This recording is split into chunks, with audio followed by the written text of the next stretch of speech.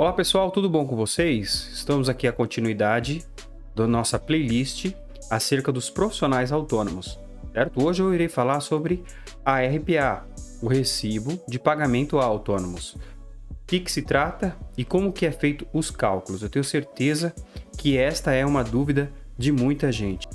Fique comigo, se inscreva no canal e ative o sino de notificação que eu garanto para você que tem muito conteúdo importante e relevante, tá bom? Eu tenho aqui apenas 5 slides que eu quero passar para vocês e explicar muito detalhadamente para que não haja nenhuma dúvida, tá? No primeiro lugar, é importante você entender que este formulário, existe um certo padrão desse formulário, inclusive você encontra o formulário do RPA em papelarias, né? Uma loja como Calunga, por exemplo, você pode encontrar esse tipo de bloco, em recibos em blocos, né?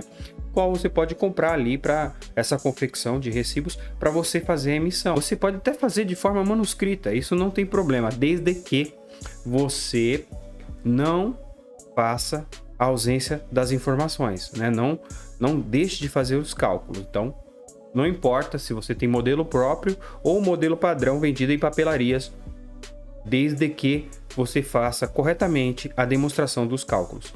A emissão e o recolhimento dos impostos, ela é exclusiva responsabilidade do contratante do seu serviço, tá? Você que é pessoa física, autônomo, que presta serviço ao seu tomador, ao seu cliente, né? Ele é o emitente do recibo de pagamento autônomo, ele é o responsável por reter os impostos, recolher as guias de impostos e você só vai estar recebendo o valor líquido do serviço prestado. Bem, quais são os impostos incidentes para você que é autônomo, pessoa física e presta serviço para uma pessoa jurídica?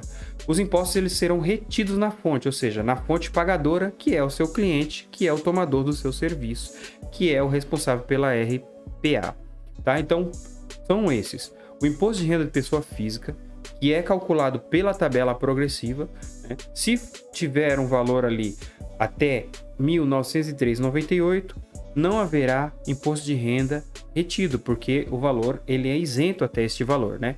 Porém, passando deste valor, tem que analisar as faixas da tabela do imposto de renda, que nós faremos o cálculo no próximo slide, que vai de 7,5% a 27,5%, e ainda há deduções, inclusive, dos dependentes. O INSS ele é retido 11% na pessoa jurídica, na fonte do seu tomador. Ele recolhe 11%. Só algumas exceções, como por exemplo, quando você presta serviço à ONG, né? Ela é isenta de recolher o INSS, então tem que ser pago 20% de INSS, tá? Mas a grande maioria, prestou serviço à pessoa jurídica, você vai ter que reter 11% de INSS. O ISS, ele é de 0 a 5%, tá? Depende do seu município. Agora, esse quarto aqui, que eu coloquei até em vermelho, o SEST Senat, é exclusivamente para as empresas, né? Ou melhor, empresas não, para os profissionais autônomos que praticam a atividade de transporte de cargas, tá? Tem aí ainda esse recolhimento a ser pago, que tem uma redução na base de cálculo, de modo que ela vai ser equivalente a 20%, e após a redução é aplicado 2,5%. Então, esse é exclusivamente para os transportadores de carga, tá? O SEST Senat, tá? Então, esse é um caso bem específico para você que é transportador de cargas, tá? Bem, a estrutura padrão do RPA, ou mesmo que não seja padrão, ela deve conter esses dados. Primeiro, o nome e a razão social, nome ou razão social, e principalmente o CNPJ da fonte pagadora, ou seja, da pessoa jurídica que está tomando seu serviço. Dados do profissional autônomo, ou seja, você que é o autônomo, você precisa essencialmente, fundamentalmente, ter o CPF e a sua inscrição de INSS destacados, explicitados no RPA, tá? Até mesmo porque senão, como é que vai identificar o seu CPF e o seu INSS a título de aposentadoria no futuro, né? Então, não esqueça disso. Dados detalhados sobre o pagamento, o serviço prestado, incluindo os valores brutos e os valores líquidos e os descontos e, claro, o nome do responsável pela empresa, né, a fonte pagadora, e os descontos aplicados, principalmente o imposto de renda, o ISS e o INSS. Fundamentalmente, este é o padrão, estes são os dados essenciais no recibo de autônomo. Está aí um exemplar, né, que eu montei aí para vocês visualizarem. Veja que primeiro aí tem os dados do tomador do serviço, que é o emitente, tá? É sempre importante reforçar isso. O responsável por fazer o RPA é aquele que toma seu serviço. Ele é o emitente, o tomador do serviço. Muitas vezes ele te dá um roteiro pronto, ou até mesmo um site para você cadastrar, né? Mas comumente é ele mesmo que faz o recibo de pagamento autônomo, tá? Então, esse é o primeiro dado. O segundo dado é o dado do prestador de serviço, a pessoa física autônoma, que é você, tá? Lembra-se, CPF e INSS, fundamentalmente. Então, você tem a coluna da base de cálculo, que é o valor cheio, o valor bruto, né, dos serviços prestados para essa empresa. Depois você tem o cálculo do ISS, um imposto sobre serviço, que vai de 0 a 5%, conforme o município que você está localizado. O cálculo do INSS, que é 11% sobre o valor cheio, certo? E por fim, o cálculo do imposto de renda, que é o cálculo mais complexo, no qual eu irei demonstrar no próximo slide como é que é feito esse cálculo, tá? Então está aí, vamos agora para o próximo slide. Próximo slide, eu vou mostrar para você como que é feito o cálculo em 3 etapas, tá? E eu coloquei empresa A porque eu vou colocar uma empresa A e uma empresa B, no qual você, como autônomo, supostamente tenha prestado serviço a 2 empresas. Por que eu vou demonstrar dessa forma? Para você saber como que funciona o cálculo do ISS, para que você não venha pagar o ISS acima do teto, tá? Acima do permitido, o qual é muito comum cometerem esse equívoco e recolher muito mais imposto do que o devido, que já é uma carga tributária muito alta no caso do autônomo, não é verdade? Então, a primeira etapa do cálculo é você pegar o valor cheio do serviço, né? Aqui no exemplar R$5.000, multiplicar por 11%. Então, você vai ter aí o valor do INSS a ser recolhido, R$550. Então, vamos supor que você tenha um dependente. Então, qual que é o valor do dependente? Veja que o lado direito aí, nós temos aí um exemplar da tabela progressiva, que está, aliás, sem atualizar, ou melhor, sem modificar, desde abril de 2015, né? Ainda é a mesma tabela. Então, por dependente, você pode aí subtrair 189,59. Então, você tem 2 valores para subtrair da base de cálculo de R$5.000. Os 550 do INSS, né, que é os 11% sobre a base de cálculo, e um dependente. Então, você vai formar aí a base de cálculo do imposto de renda para a segunda etapa. Então, a segunda etapa é pegar essa base de cálculo, né, que é 4.260,41, e multiplicar, identificar dentro da tabela progressiva, veja do lado direito aí, onde esse valor da base de cálculo localiza na faixa da tabela progressiva. Então, nós vemos aí que está na 4ª faixa, que é de 3.751 até 4.664. Então, você vê que está aí, ó, 4.260 está nessa faixa. Então, você descobriu a alíquota, que é 22,5%. Então, você vai pegar essa base de 4.260 e multiplicar por esta alíquota de 22,5%, no qual vai resultar em 958,59. Acabou por aí? Não. Agora vamos para a terceira e última etapa ainda. Você apurou o valor do IR, que é 958,59.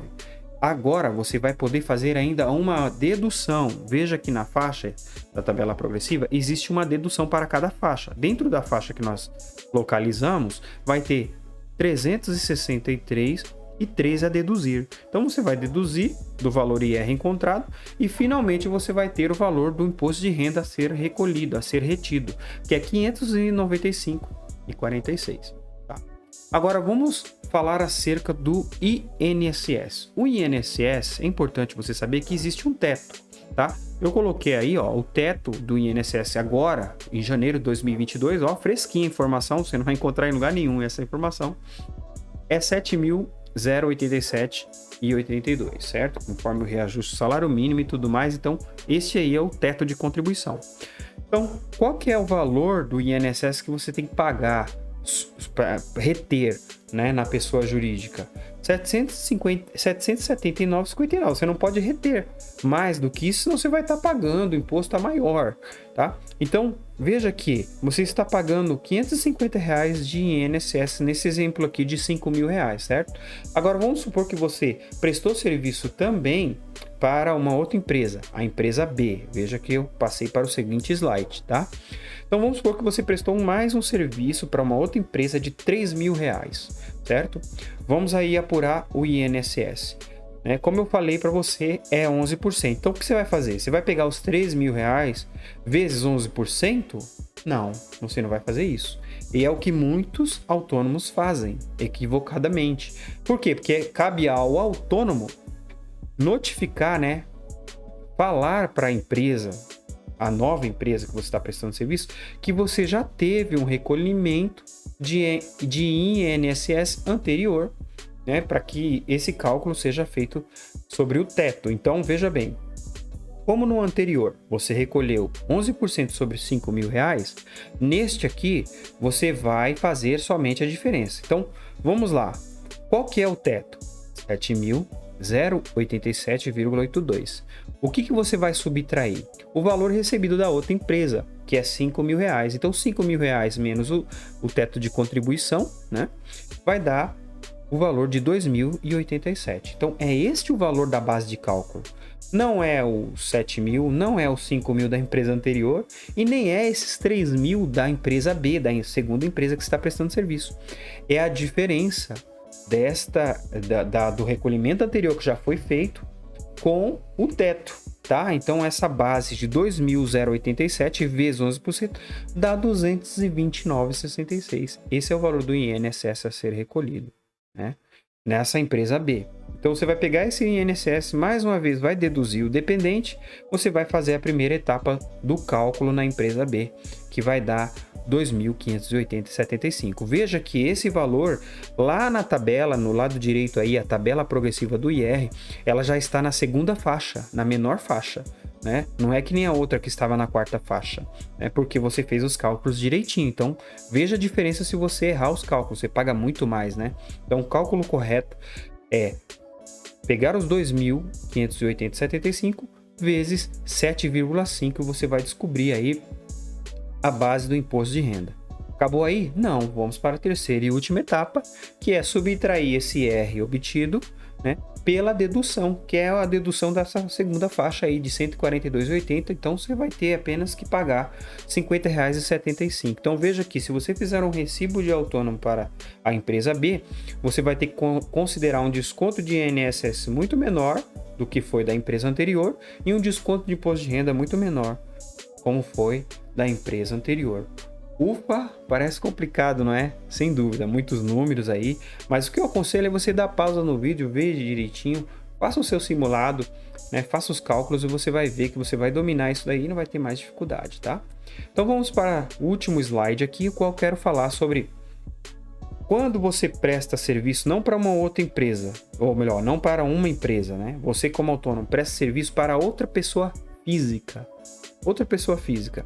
O que você faz? Você faz um RPA, um recibo de pagamento autônomo? Sim, você pode fazer.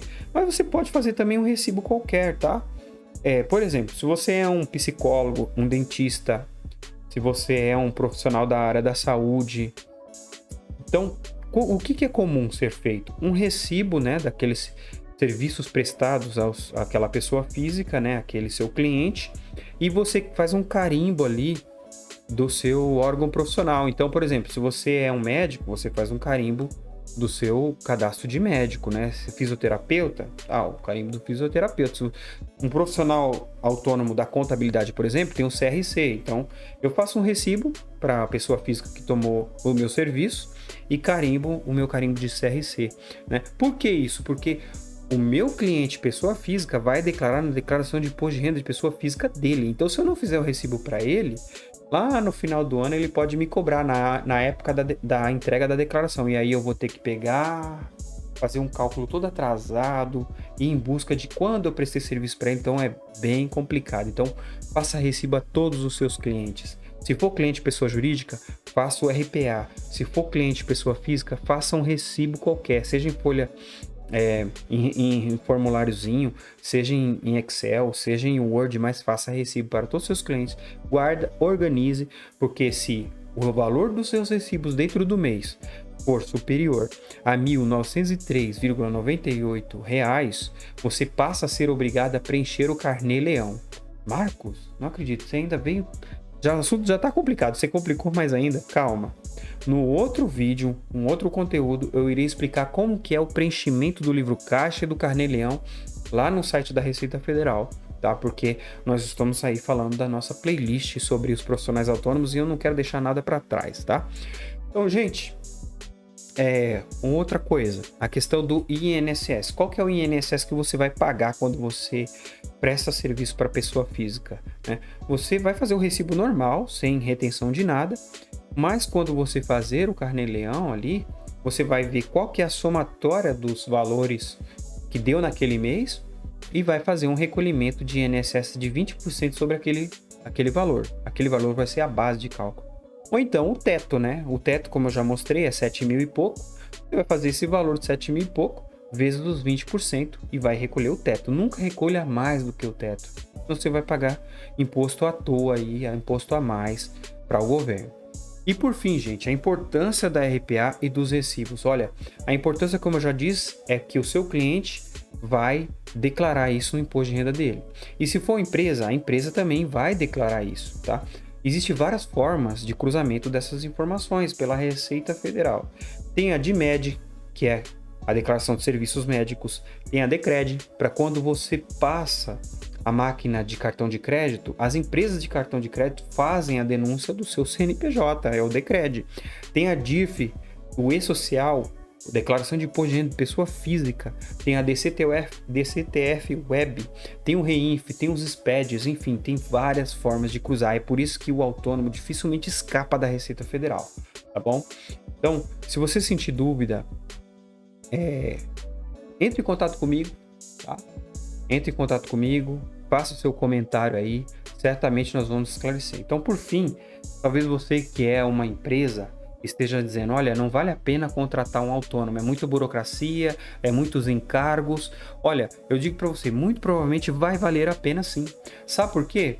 Porque vamos supor que você está querendo um serviço esporádico, um serviço de TI. Aí você contrata esse profissional somente para fazer alguns parâmetros, desenvolver o software da sua empresa.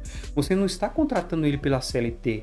Você não vai ter responsabilidade de pagar 8% do fundo de garantia, férias, 13º, 1/3, nada disso. Você só vai pagar, por mais altos que sejam encargos, você vai pagar somente por aqueles serviços prestados e esporádicos, tá? Então, pode valer muito a pena terceirizar mão de obra, tá?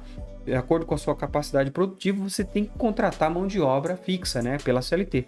Mas talvez alguns serviços esporádicos você precise de um profissional autônomo e vale muito a pena. Inclusive, entre esses profissionais, um contador, tá certo? E estamos aí para isso, para ser útil. O seu sucesso certamente é o meu, certamente é o nosso sucesso, tá certo? Então nos acompanha aí, ativa o sininho de notificação, se inscreva no canal e nos vemos no próximo vídeo.